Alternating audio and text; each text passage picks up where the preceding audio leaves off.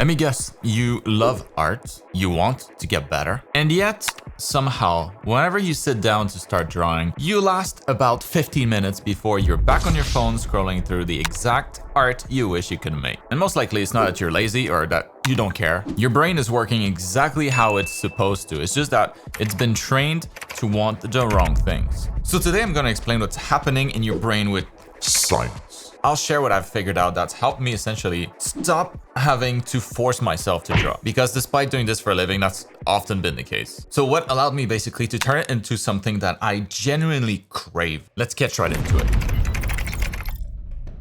Now, before I show you how to actually get addicted to drawing, here's what's going on up here. So your brain runs on a chemical called dopamine. You've probably heard of it, but most people misunderstand what it does. Dopamine isn't what's often referred to as like the pleasure chemical. It's more like the wanting chemical. It's what makes you feel motivated to do something. You know, that kind of pull that you get towards an activity that you really enjoy. And what's important to understand is that your brain has a baseline level of dopamine, like a resting point. So when you do something that's stimulating, your dopamine shoots up, you know, above normal levels, but your brain always wants to balance things out. So what happens after a spike in dopamine? Well, the dopamine shoots down below baseline to balance things out until it goes back to baseline. And it's really that dip, you know, that makes you feel kind of restless, bored, even like unmotivated. So you always get a high where you feel really good, followed by a low where you don't feel that good. And this is well documented in neuroscience. Dr. Anna Lemke, a psychiatrist at Stanford who runs their addiction medicine program, describes it as a pleasure-pain balance. And here's where it gets kind of bad for us. Like if you keep spiking your dopamine levels with really easy entertainment, like high stimulation activities. I think you know where I'm going with this. Basically, most things that you find on here. Well, your brain doesn't just drop below baseline temporarily. Overdoing it actually lowers your baseline long term. So now your resting state, the way that you feel, you know, without doing anything in particular, is lower, is worse than what it was before. And as a result, you need more stimulation to feel somewhat normal. But if you think about it, that probably sounds familiar, right? Like before you sit down to draw, what do you do before? Right? You browse your phone a little bit, check your comments on social media, maybe game for a little bit. And all of this is flooding your brain with dopamine for an activity that basically took you no effort. Your brain is getting massive reward for something that's very not difficult at all. And then you switch to drawing, something that is slow, where progress is almost invisible in the moment. Like you're staring at a blank canvas and then your brain is just shouting at you, why are you putting yourself through all of this pain when you could just enjoy a little bit of easy entertainment? Feel better, get that dopamine, bro. Get it, it's easy. That's not really a fair fight, is it? Your phone delivers guaranteed dopamine in seconds. Meanwhile, having to draw requires you to sit down for like an hour or more to get just even a fraction of that same reward. And your brain, unfortunately, is going to pick the phone every single time unless you change that equation. And that's why willpower alone doesn't really work. It's not really a motivation problem that you have, it's more of a brain chemistry problem. Your brain sensitivity has been so dulled by all of this easy dopamine that a more modest reward like drawing just doesn't register anymore, or barely. So your brain's cooked. Well, what do you do about it? How can you fix this? Well, it's actually very simple. You just reset your sensitivity. You have to stop feeding your brain with easy dopamine so that it can kind of recalibrate back to a normal baseline of dopamine. And well, the good news is that this doesn't take that long. Research actually shows that your brain starts to respond to lower levels of stimulation within just a couple of days. And most people actually report a significant difference, like a significant improvement within a week or two at most. Dr. Anna Lemke actually recommends a 4-week period for a complete reset, but very important asterisk here is that this is for actual addiction, like clinical addiction cases. So for everyday like social media and phone use, the actual time it takes is much lower. And if you ever try this, you know, like you'll see the first couple of days are the hardest because your brain is really fighting you, but it's that discomfort that it's basically your confirmation, the recalibration is in process.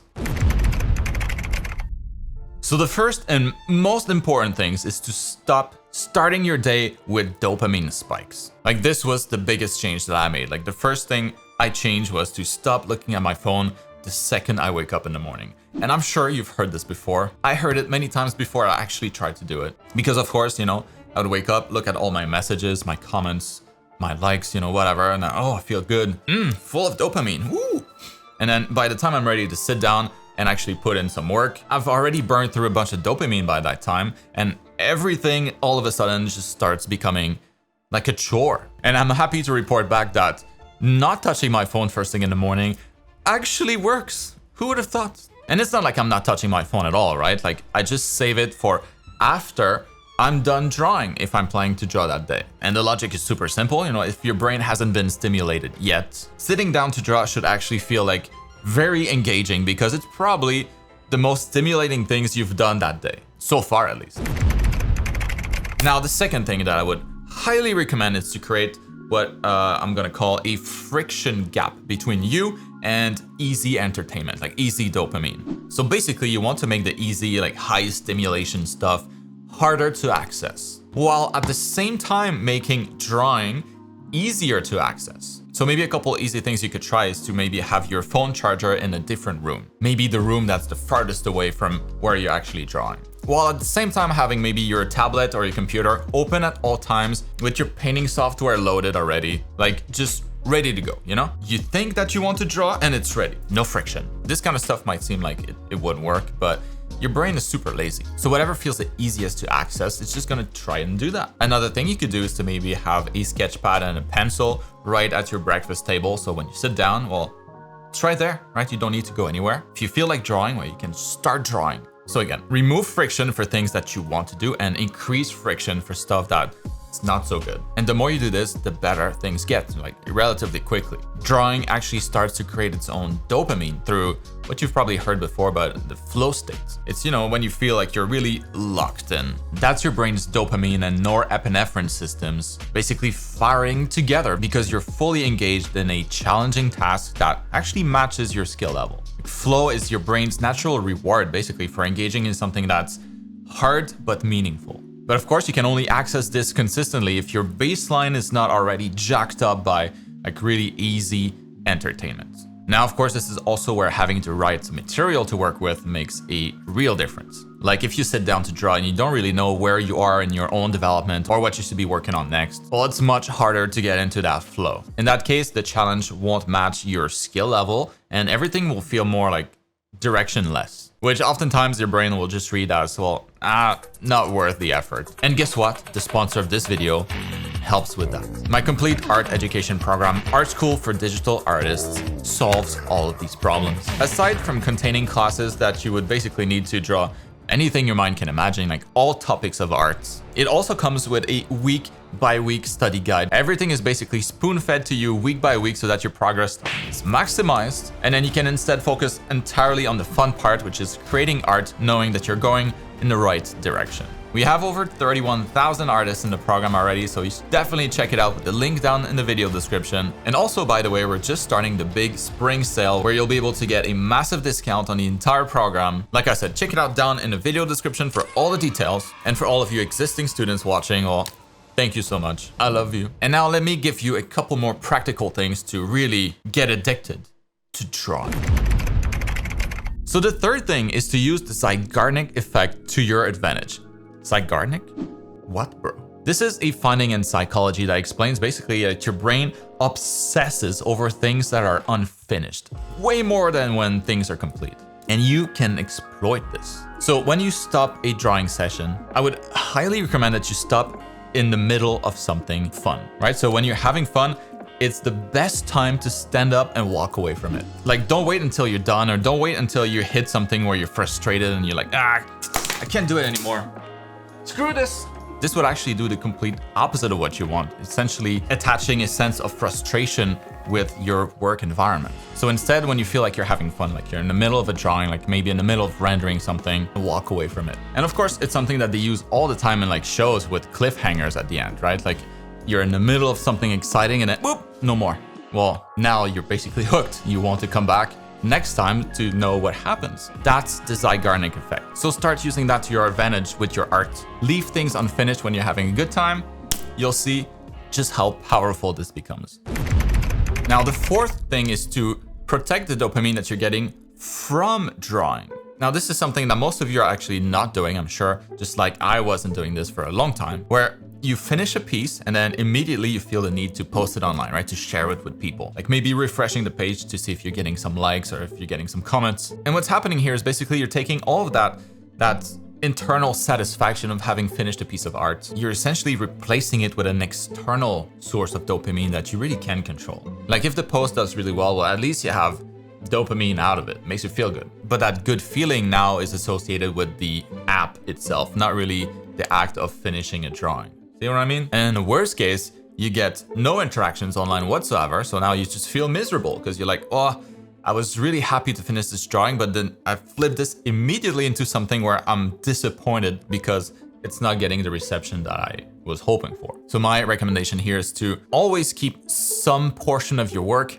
private. I've started to do this a couple of years ago where I personally keep about like 20% of what I create completely private. You know, in my sketchbooks back here, I'll never show them. And I think for me, it's been one of the best things that I've done, you know, to help my motivation. And it just helps me reconnect the drawings with this internal reward that I get rather than the external one, like the social media, you know? Now, the fifth thing, and this one might be a little bit counterintuitive, or maybe not, but it's to get comfortable with boredom. Hear me out. The reason your brain craves your phone so intensely is because you've trained it to be essentially never bored.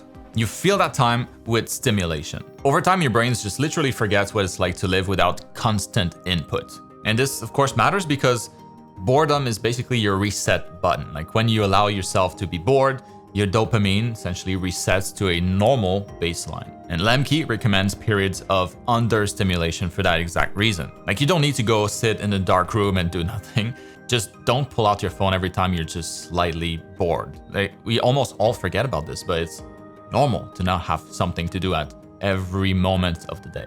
Now, to be fair, this is going to be pretty uncomfortable at first. You're basically trying to recalibrate your brain into enjoying things that, you know, provides less stimulation, restoring your brain sensitivity to smaller rewards. But if you can do it, the bigger reward is that now drawing will feel like it's much more fun. It's much more engaging than it used to be. Now, the easy entertainment, sure, it's fun, but it's not helping your life, right? It's only draining time away from you. It's stealing your life, if anything. So personally, I think it'd be something that's worth trying. Give it a shot.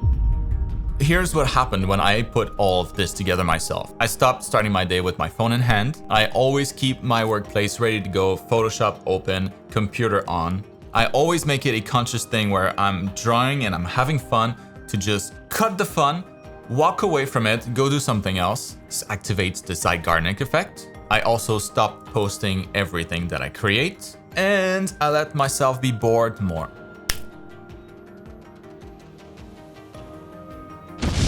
And in my case, like all of those things, I picked up a little bit over time. Like it's not like I started to do all of this all at once.